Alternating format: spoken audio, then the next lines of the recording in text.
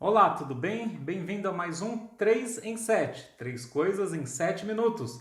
E vamos continuar agora nas nossas devocionais em Marcos, mas antes, lembra que é necessário da sua postura três coisas. A primeira dela é que na devocional é um tempo de Deus, você e a palavra dele. Então elimine distrações, né? Limpe a área para você ter um tempo com Deus. Segunda coisa, leia ou ouça o texto na íntegra, tá bom? E a terceira coisa é que enquanto você estiver lendo ou ouvindo o texto, que você possa perceber as coisas que você não faz de tão bem ou perfeito como Deus gostaria, mas ao mesmo tempo perceba as coisas que Deus faz de bom, ou como Ele cuida, como Ele é bom, tá bom? Não tenha medo disso, porque nós todos estamos no mesmo barco, necessitados e precisando sempre da ajuda de Deus. Vamos lá? Então vou ler o texto, Marcos capítulo 9, de 42 a 50, e depois vai aparecer o cronômetro aqui. Em 7 minutos vou te apresentar três coisas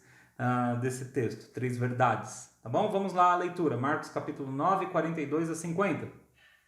Se alguém fizer tropeçar um destes pequeninos que creem em mim, seria melhor que fosse lançado no mar com uma grande pedra amarrada no pescoço. Se a sua mão o fizer tropeçar, corte-a. É melhor entrar na vida mutilado do que tendo as duas mãos e ir para o inferno, onde o fogo nunca se apaga.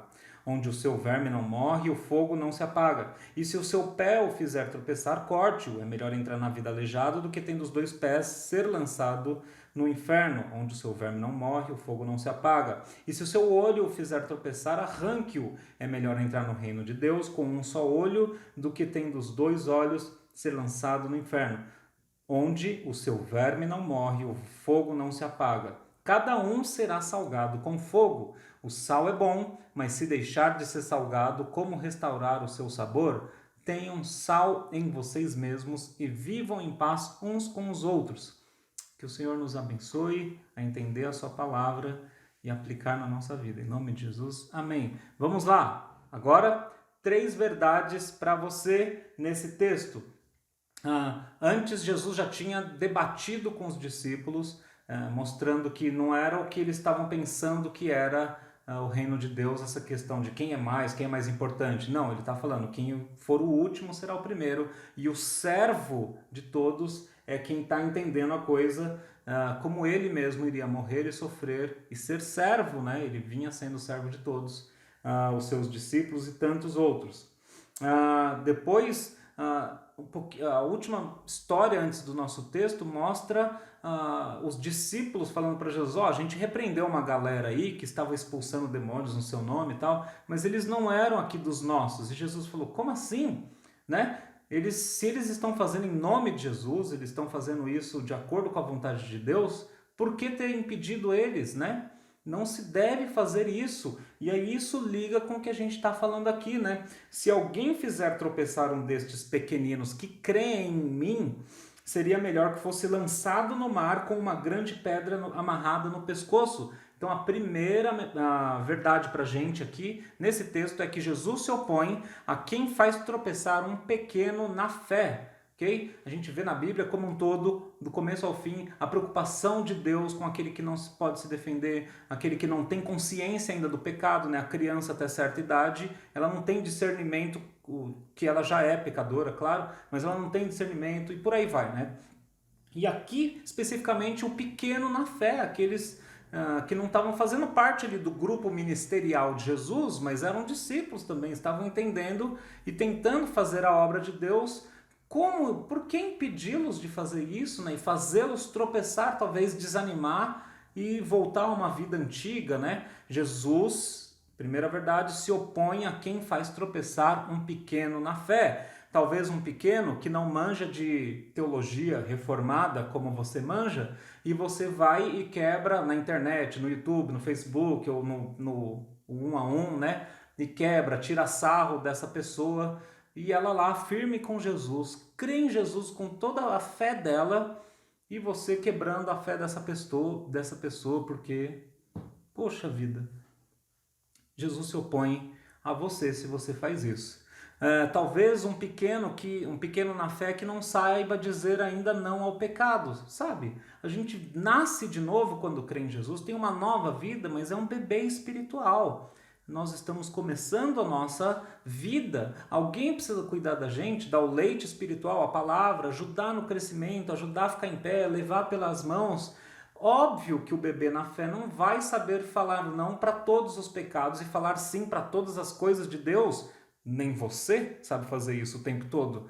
E aí a gente pega um bebê na fé, a pessoa pode ter quantos anos for, mas se ela é nova na fé e ela não consegue dizer não a um pecado ainda, você vai e quebra a pessoa, exorta ou briga com ela com toda a força do mundo, fala boas verdades para ela, ela nunca mais consegue pisar numa igreja ou caminhar com um grupo de cristãos, porque você fez tropeçar um pequeno na fé. Jesus se opõe a você. Ou pior do que isso, ao invés de ir lá e quebrar a pessoa, né, por causa do pecado, você alimenta, bota mais lenha na fogueira do pecado dela. Quantas e quantas pessoas não fazem isso, ao invés de ajudar a pessoa com paciência, amor e cuidado a sair daqueles caminhos de morte, coloca mais lenha na fogueira, quer ver mais discussão, quer ver mais promiscuidade, quer ver mais briga entre irmãos e por aí vai. Jesus se opõe a você se você faz isso. Toda vez que meu coração é levado também por isso, Jesus se opõe a mim. Mais um pequeno na fé que a gente pode estar se opondo ou fazendo cair é aquele que está fazendo a obra e não faz parte da nossa denominação, do nosso grupo, do não sei o quê. E aí você vai lá e tesoura e acaba com o ânimo, o fogo, a paixão daquela pessoa por Jesus e a obra. E Jesus está falando que se opõe a você. O que aparece lá em 1 Coríntios, no capítulo 11, né? Do 27 em diante, aquilo que está falando sobre a ceia, vai lá ver de novo aquele capítulo, perceba que Deus está alertando através do apóstolo Paulo o grande problema disso, de fazer pequenos na fé tropeçar, não ligando para o corpo de Cristo, as pessoas, os irmãos. Qual é o destino dessas pessoas? Está lá em 1 Coríntios também. Alguns já dormem por causa disso.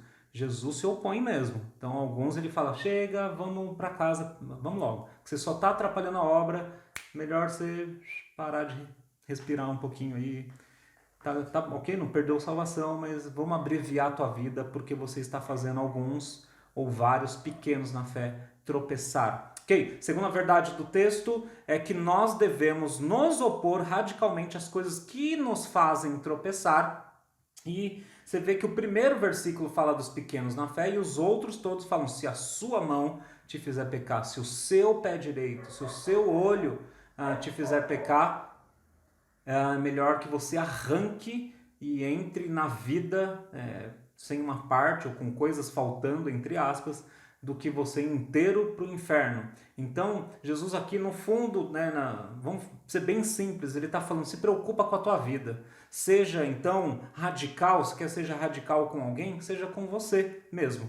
Então, se oponha radicalmente ao seu próprio mal. Eu tenho que me opor radicalmente ao meu próprio mal. Cortar da minha vida logo, a mão, coisas que eu faço bem, mas que não tem nada a ver com Deus. O pé, cortar o pé, arrancar o pé, não é para você arrancar fora. É as coisas que você está tendo facilidade para ir lá fazer, que não tem a ver com Deus e o reino dele. O seu olho, as coisas que você tanto visiona, observa, imagina e sonha, o que você está vendo lá no futuro, se tem a ver não tem a ver com Deus, é melhor arrancar fora. Se você está se afastando de Deus por causa disso, arranca fora, desinstala esse programa do computador, tira tal programação da tua agenda, deixe de sair com certas pessoas sim, enquanto você não sabe lidar com isso, e por aí vai. Segunda verdade, nós devemos nos opor radicalmente às coisas que nos fazem tropeçar, e a terceira é só o resumo disso, que seja disciplinado, então, com você mesmo e seja gracioso com os outros, que é o finalzinho aqui. Cada um será salgado com fogo. O sal é bom, mas se deixar de ser salgado, como restaurar? Tenham sal em vocês mesmos e vivam em paz uns com os outros.